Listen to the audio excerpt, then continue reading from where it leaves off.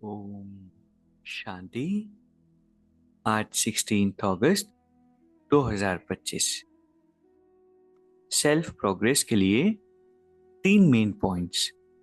Point number 1 है याद की यात्रा में रहकर वाणी को जौहरदार बनाना है।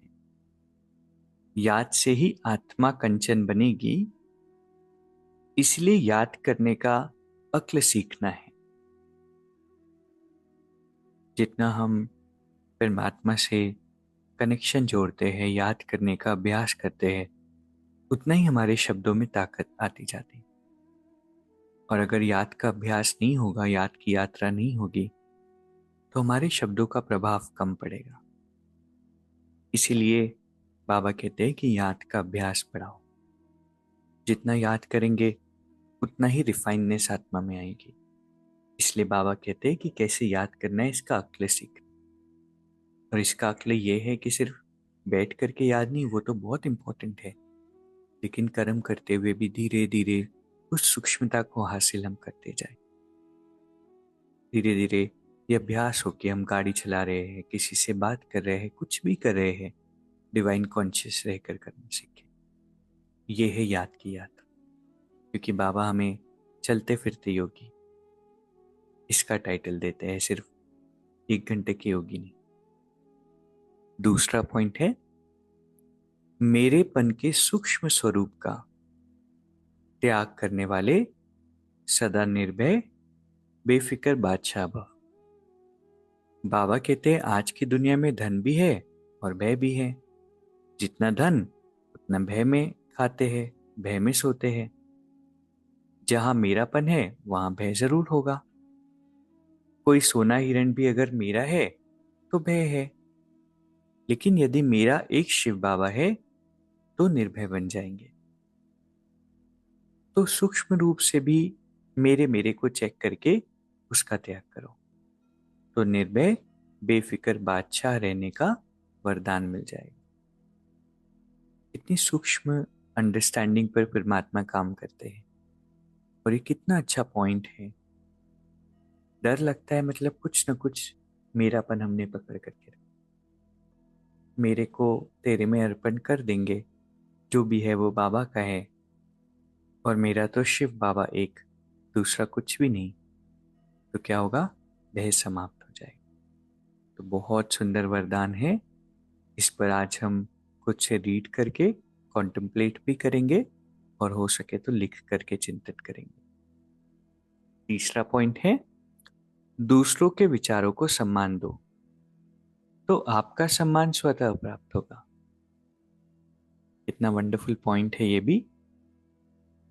कई बार हम वेट करते हैं कि हमें सम्मान मिले, हमारे विचारों को कोई समझे।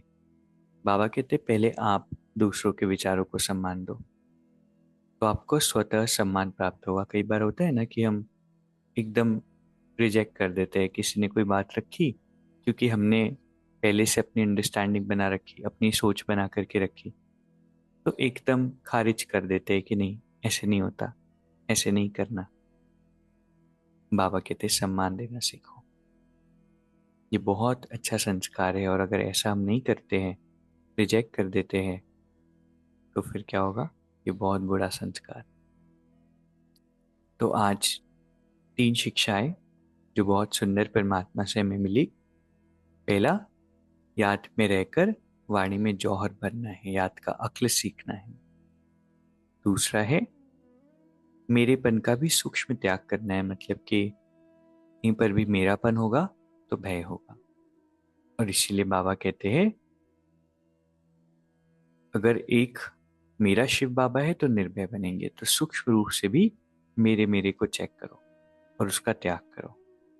बहुत बहुत वंडरफुल आज का वरदान। और तीसरा है दूसरों के विचारों को सम्मान देना हम सीखें, हमें सम्मान फिर ऑटोमेटिकली मिलेगा। तो अभी 1 मिनट हम मेडिटेट करेंगे। मैं शांत स्वरूप आत्मा हूं,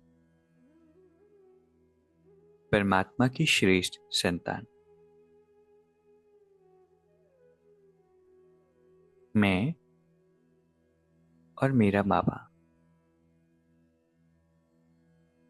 बाबा ही मेरे संसार है।